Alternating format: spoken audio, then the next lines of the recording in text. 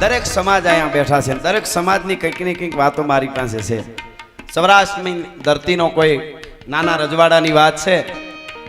રજવાડાનો નાનું રાજ અને એનો જે ખળા ઉતરતા હોય સિઝનના બાજરા, ઘઉં, મગફળી, એવા કોઈ બાજરાના ખળાનું ધ્યાન રાખતો એક ઠાકોરનો જુવાન, એનું નામ ઝીણિયો. એ બનેલી સત્ય ઘટનાની વાત છે જયરાજભાઈ.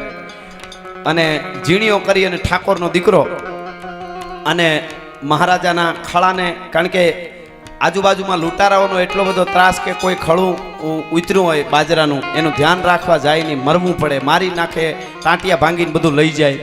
ઝીણિયાએ બીડું ઝીડપું ઝીણિયા ઠાકોરે અને એનું રક્ષણ કરવા માટે ખળાનું રોકાણો. રાતે આવ્યા લૂંટારાઓ ગાડા લઈ બાજરો ભરવા. એટલે ઓલાને કીધું કે ઝીણિયા ભાગી જા. ભાગું નહીં. કાં? તો કે બસ આ ખળાની જવાબદારી મારી છે, કે તારાથી થાય એટલા થોડા ઘણા તને પૈસા આપી દઈ, તારા બાયડી છોકરા રખડી જાહે અને તું રહેવા દે, વયો જા. અમે આટલા જણાને તું કહેશો ખળું ન લેવા દઉં? એટલે એણે કીધું કે વાત બધી સાચી છે, પણ આ ઠાકોરનો દીકરો અહીંયા ઊભો છે, એ જીવતો હોય ત્યાં સુધી તાકાત નથી કે તમે એક દાણો બાજરાનો આમાંથી ભરી શકો. તો મારી જનેતાનું દૂધ લાજે ભલા માણો. આ બનેલી ઘટના છે. અને એ ઝીણિયો ઠાકોર એ હામો યુદ્ધ કરે છે, બાંધે છે. ઓલા ધરાર લેવા આવ્યા. છેલ્લે કીધું કે તું કહેતો તને પૈસા વધારે આપી દે, તારું ઘણું થઈ જાય, બાકી તને શું હવારે તને મજૂરી રાત એકની આપી દે મહારાજ, રેવા દે. કે નહીં, મારી નોકરી નોંધાણી છે અહીંયા. એ લડ્યો. બની ઘટના પ્રસંગ જબરો છે આખો. અને બાજતા બાજતા તરવારીના ઝાટકાથી ઝીણિયો ઠાકોર વેતરાઈ ગયો અને 2-5 જણા લૂંટારાઓને મારી નાખ્યા. પોતે સામે પોતાના હાથમાં કટાર હતી લઈને મારી નાખ્યા. બીજા લૂંટા બાજરો લીધા વગર ભાગી ગયા. આને તરવારીથી વેતરી નાખ્યો. એ અવાજનો દેકારો સાંભળીને ગામ લોકો દોડીને રાતે આવ્યા. છેલ્લા શ્વાસ લેતો તો લોહી છે ધીરા ધીરા ધીરા ધરતીમાં જતા હતા એ ઝીણિયા ઠાકોરના. અને છેલ્લા શ્વાસ લેતો તો એમાં ગામના માણસો હળી કાઢીને આવે, અરે રે આ તો કે મારી નાખ્યો ઝીણિયાને, મારી નાખ્યો ઝીણિયાને, મારી નાખ્યો. એ પાસે આવી અને ગામ લોકો ઊભો કરતા હતા. આમ છેલ્લા શ્વાસ લેતો હતો ને બેઠો કરવા ગયા. એટલે પૂછ્યું, ઝીણિયા કેમ છે તને? તો બહુ લાગ્યું. તો કે મને બહુ લાગ્યું એ ન પૂછો, પણ બાજરાની મુઠ્ઠી ઓલા ભરતા નથી ગયા ને એ મને ઝટક્યો એટલે મને મુક્તિ મળી જાય. હા હા હા. તો કે એ તો આ 2-3 તો અહીંયા ને અહીંયા પડ્યા છે ને બીજા ભાગી ગયા છે. ઘટના એવી બને છે કે એ ઝીણિયા ઠાકોરની પત્ની, એને છોકરા, નાના નાના બાળકો, નાના માણસ ઝૂંપડામાં રહે. એ મહારાજની પાસે આવે છે, પણ મહારાજ ઘણી વખત શા કરતા કેટલી ગરમ હોય ને એમ મહારાજ સુધી માણસો એને પૂગવા નથી દેતા. દીકરીને, એ ઠાકોરની દીકરીને આ એવું બહુ હોય. રેતી હુરજ કરતા રેતી વધારે ધગતી હોય. આપણે હાલ્યા જતા હોય ને ઉગાડે પગે રેતી ન હલાય. બોલો, નકર માથું ઉગાડું લ્યો તો વાંધો ન આવે, રાખો. નકર તાપ તો હુરજ નો છે ને, માથું છે એ પગ કરતા તો માથામાં વધારે જ લાગે ને. છતાંય માથે તડીકો સહન થઈ જાય, પણ રેતી પગ મૂકવો અઘરો. ધ્યાન રેતીઓની જ રાખવી પડે. અને હું તો રાજકારણમાં મિત્રો હોય, આમાં હોય કે કોઈ પણ વ્યવસાયમાં હોય કે કોઈ અધિકારી હોય, બિલ્ડર હોય, તમારી આજુબાજુમાં સાહેબ બહુ નજીક નજીક આવતો હોય એનું ધ્યાન રાખવું. આવો એ તમારો જ હોય એવું ન હોય પાછું. હાવ અમુક છેટો રહેતો હોય તો તમારા માટે બહુ સારો હોય, તમારા માટે સારું કરતો હોય પણ બહુ બોલતો ન હોય. ને અમુક હાવ પાસે કરીને સાહેબ કે હાસું, સાહેબ કે હાસું પૂરું કરાવી નાખતા હોય, ખબર ન પડવા દે. બોલો હાવ. હા એવું હોય. ઓલી જૂની એક વાત છે, મને આમ વાતોમાંથી વાતો આવી જાય. જૂના જમાનામાં એક રાજાને એમ થયું કે મારા મંત્રીમંડળ આખું છે એ હું મને કોઈ હાસું કહેવા વાળું છે કે સાહેબ બાપુ એમ જ છે હાવ, એ જોવું છે જરા. તો પૂનમની રાત્રે અગાસી ઉપર લઈ ગયા મહારાજ બધાને, એના મંત્રીમંડળ 15 જણાને ઉપર જઈને મહારાજ બેઠા ને બધા કે બેસો બેસો, ખાલી આપ ચંદ્રને દર્શન કરવા છે. અને ચંદ્રના સામું જોતા રહેતા મહારાજે આમ કર્યું, આમ. એ કે ઓહો, તા તો 15 બેઠા તેમાં 14 જણા કે આ હા હા લે. રાજાએ વિચાર કર્યો, હું દીકરા આવ્યા છે બરોબર પાટે. બોલો, રાજાએ એમ કર્યું ને ઓહો, તા ઓલા કે આ હા હા, હવે હું છે એ કાંઈ ખબર નહીં. તો મહારાજ કે ચંદ્રની અંદર મને રામો પીર દેખાય છે. તા તો ઓહો 12 બીજનો ધણી દેખાય છો. 14 જણા 15 માંથી 12 બીજનો ધણી છે, લીલો ઘોડો. એક જણો કે ભાલું બહુ લાંબુ છે હો, એ કે ધજાઈ બાંધેલી છે. એક જણો કે હા હા હા 12 બીજનો ધણી રામો પીર. એક પછી એક મીંડ્યા પગ્યા લાગવાના, પાઘડીઓ ઉતારવાના. ઓહો મહારાજ તમે ભાગશાળી, તમારા પુણ્ય ને તમારી વાહે અમને દર્શન થયા. આમ ને તેમ. એક 15 માંથી એક તરવરિયો યુવાન હતો, પોતાના બાપની નોકરીનો પટ્ટો મળેલો. અને ઈ આમ મોઢું બરાબર ન લાગ્યું એનું ઊભો સેટો. એટલે મહારાજે આમ સામું જોઈને કીધું, જુવાન તું કેમ કાંઈ બોલતો નથી? રામાપીરને માનતો નથી? તો કે રામાપીરને તો માનું ને, હું સનાતની છું, હું રામાપીરને કેમ ન માનું? રામાપીરને દઈએ છીએ તો હું નોકરી કરું છું તમારી યારે. તો કે તો કેમ પગે નથી લાગતું? તો રામાપીર નથી દેખાતા? એ કે મને ચંદ્રની અંદર કાળું ધાબુ દેખાય છે મહારાજ, બીજું કાંઈ દેખાતું નથી હો. તા તો ઓલા 14 બોલ્યા, હા જોઈ લ્યો બાપુ, જોઈ લ્યો બાપુ છે ને, હાવ બાપુને દેખાય, બાપુને બાપુને દેખાય, અમને દેખાય છે. એવા ને એવા રામો પીર બાજનો ધણી દેખાય છે ને આને જ નથી દેખાતું. જો આપણે એ મરી છે ને આપણે ક્યાંક મર્યું છે. આ તો દર્શન કરી લે ભાગ્યા, દર્શન કરી લે, તારા જેવા પાપીને ન થાય તો એમને પગે લાગી લે, અમને દેખાય છે. એમ કહેતા કહેતા એક જણો બોલી ગયો કે આનો બાપે મહારાજ આવો જ ખુશ રહ્યો હતો એટલે જ વહેલો મરી ગયો. પણ મિત્રો, બાપ સામી જ્યારે વાત આવી ને ત્યારે આ દેશની ધરતરીનો તરવરીયો યુવાન બોલ્યો હતો, એ કે આનો બાપે આવો હતો મહારાજ, આનો પટો ઉતારી લ્યો. એ પટો ઉતારી લ્યો જ્યારે કીધું ને ત્યારે કડે નોકરીનો પાટેલો બાંધેલો પટો હતો એ ઉતારી તરવરીયો યુવાને એટલું બોલ્યો હતો કે મહારાજ બાપ સામી વાત આવી એટલે કહું છું કે મને એમાં કાળું ધાબુ દેખાય છે, મેં તમારું અન્ન ખાધું છે, તમારી નોકરી પેટ નહીં ભરાય ને તો ફોડી નાખી, બાકી તમારે સાચું તમને કેવું જોઈએ, ચંદ્રની અંદર રામો પીર મને નથી દેખાતો, નથી દેખાતો, નથી દેખાતો. આટલી જ્યાં વાત કરી એટલે બધા મીડા કહેવા કે એને નોકરીનો પટ્ટો ઉતાર લ્યો ને આમ ને તેમ ને તે. મહારાજ ઊભા થઈ ગયા અને ઊભા થઈને કીધું કે જુવાન, ધની છે તારી જનેતાને, તારા બાપના આપેલા સંસ્કારને. પટ્ટો ઉતારમાં તું પટ્ટો પાછો પહેરી લે ને આ 14 જણાનો ઉતારી લે. આવા કઢી સટાઈ અમારા રજવાડાનો હુડ કાઢી નાખ્યો. આવા બાપુને દેખાય, સાહેબને દેખાય એટલે મને દેખાવું જોઈએ, એમ ન હાલે. ક્યાંક ઊંડા ઉતારી દઈએ. આ ગોયા જેવું છે બહુ. હા, સાહેબને દેખાય એટલે આપને દેખાય. એટલે ક્યાં હતા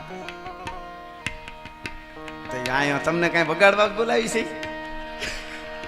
કઈ વાંધો નહીં, આવી જાય ધીરે.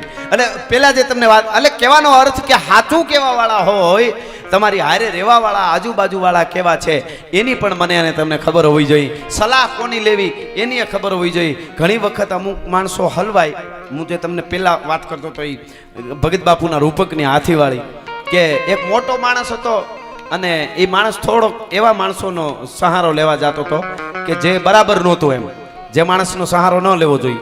અમુક માણસો સમાજમાં એવા હોય કે તમે ગોઠણ સુધી ખૂંચેલા હો ને, ગોઠણ સુધી ક્યાંય ગરેલા, તમને એમ થાય કે આમાંથી મને કાઢશે આ, ભલે આ માણસ સારો નથી પણ મને આમાંથી કાઢે, હું તો નીકળી જાઉં. તો તમારે નક્કી કરવું ગોઠણ સુધીથી બહાર કાઢીને ગળા સુધી તમને બીજે ક્યાંક ખૂંચાડી દે. એ વાત પાકી છે. એવાની પાસે મદદ લેવાય ન જાઉં, કોની પાસે મદદ લેવી એ બહુ જોઉં. ગોઠણ સુધીથી કાઢીને ગળા સુધી ઊંડામાં ઉતારી દઈએ. એવા માણસોની સહાય લેવાય ન જાઉં, પૂરું કરી દઈએ, પછી જિંદગી આખી નીકળી ન હોગો. એટલે ભગત બાપુએ એક રૂપક બાંધીને ગીત લખ્યું છે અને હાથીનું રૂપક બાંધ્યું. એક હાથી તળાવમાં જાય છે, હાથી જાય છે તળાવમાં અને પાણી પીવા ગયો, સરોવરમાં કાંઠે કાદવમાં ખૂંચી ગયો અને હાથી મીડ્યો રાયડું નાખવા. એ રાયડું નાખવા મીડ્યો હાથી. એટલે કૂતરા ભણતા ભણતા કાંઠે આવ્યા. હાથીને વિચાર થયો કૂતરા મને કાઢવા આવ્યા છે. એટલે હાથીએ કીધું વાહ કૂતરા, મારું કોઈ ન આવ્યું પણ તમે મને બચાવવા આવ્યા. અને કવિ નીકળ્યો, એને હાથીને કીધું કે હાથી ગાંડો થામા, ગાંડો થામા, એ કૂતરા તને કાઢવા નથી આવ્યા, તારો નાસ્તો કરવા આવ્યા છે. તું જટ એમાં મહેર એટલે તને ખાવા આવ્યા છે.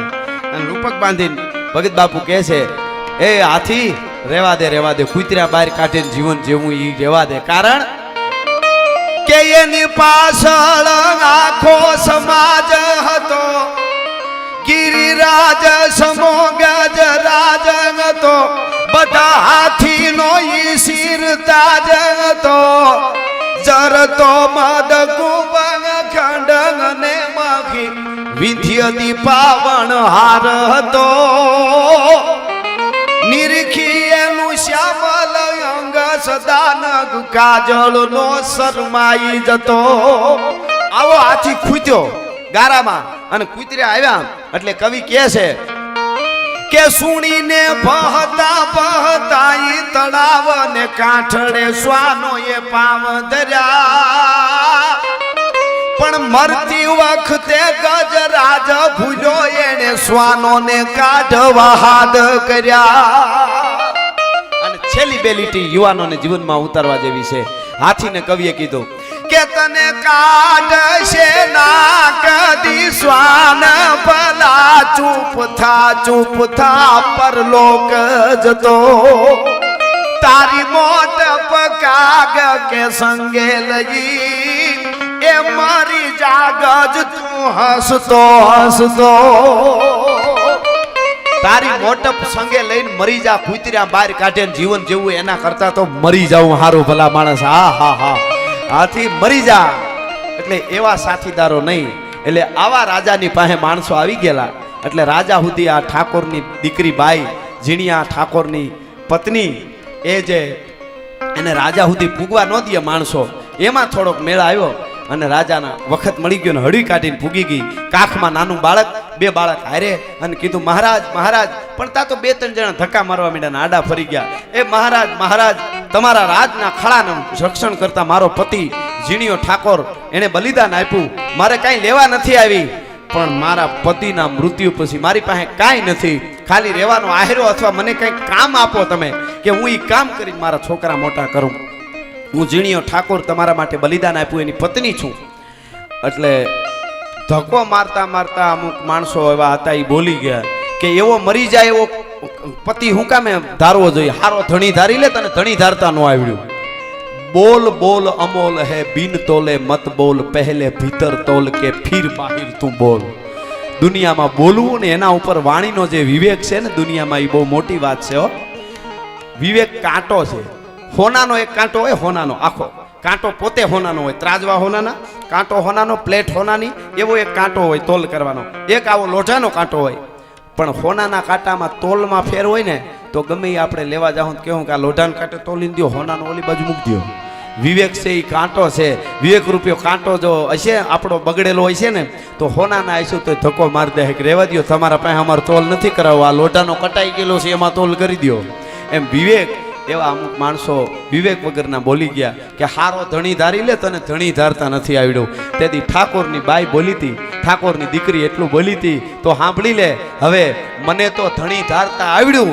કે સુરવીર ધણી મેં ધાર્યો તો કે ખળાનું રાજના ખળાનું રક્ષણ કરતા એણે પોતાના ખોળિયામાંથી પ્રાણ છોડી દીધા શહીદ થઈ ગયો મને તો એવો મેં ઠાકોર ધણી ધાર્યો તો ઝીણિયો ઠાકોર પણ મારા ધણીને ધણી ધારતા ન આવડ્યું નકર આ સાંભળવા મારે અહીંયા સુધી ન આવડવું પડત એ વાત આવ સાચી છે મારા ધણીને ધણી ધારતા નથી આવડ્યું એ વાત હાસી બાકી મને તો પૂર્ણ રીતે ધણી ધારતા આવડ્યું હતું કે દેશ માટે રાષ્ટ્ર માટે ખપી ગયો તો એ વાતો છે એવી નારી શક્તિ જવાબ દેવા વાળી પણ અહીંયા હોય છે